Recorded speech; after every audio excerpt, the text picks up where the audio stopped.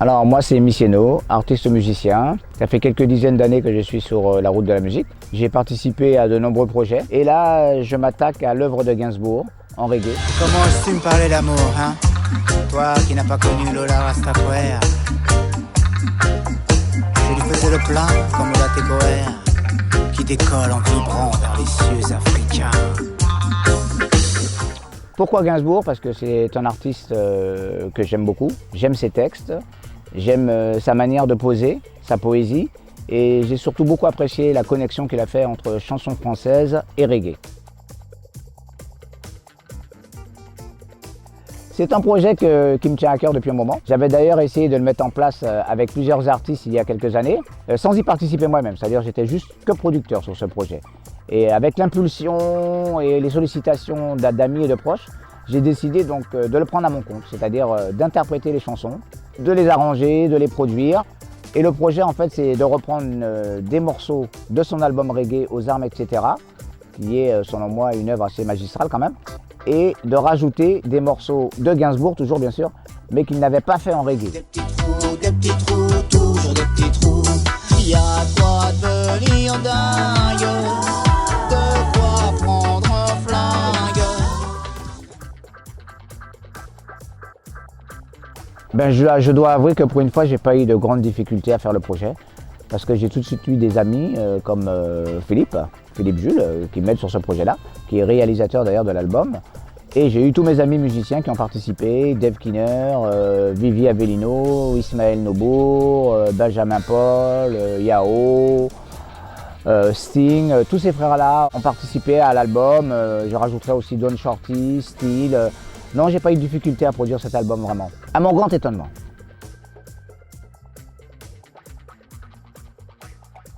Oui, je suis légitime comme tout artiste. En tant qu'artiste, nous sommes libres de faire ce que nous voulons, d'interpréter qui nous voulons, de reprendre qui nous voulons au moment où nous voulons. Ouais, un artiste, si je suis artiste, c'est pour être libre. Donc oui, j'ai la légitimité. Les séances de studio, vraiment superbe ambiance, bonne vibes. Tout était en place pour réussir en fait. J'étais vraiment à l'aise, au milieu d'amis en fait, et de gens qui me connaissent bien et des gens qui me soutiennent. Donc c'était plutôt facile.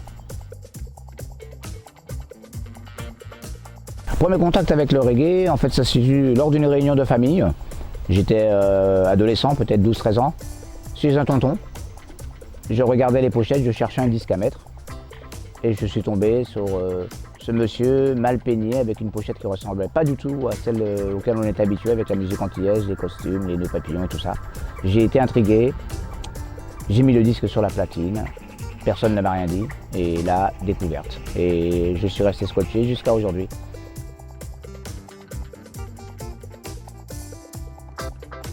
Premier contact Gainsbourg et son album, ben, c'est un magasin de disques où j'avais mes habitudes. Et je vois ce blanc sur une pochette de disque reggae avec Sly Dunbar, Robbie Shakespeare, tout le Taxi Gang au complet, les High Trees. J'écoute et là, ah ouais, du reggae en français, la Marseillaise, ouais, super. J'ai adhéré.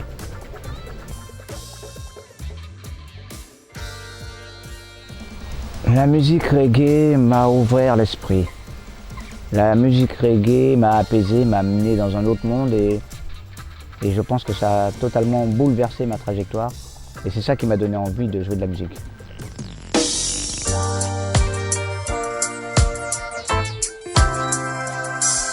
serai content quand tu seras mort.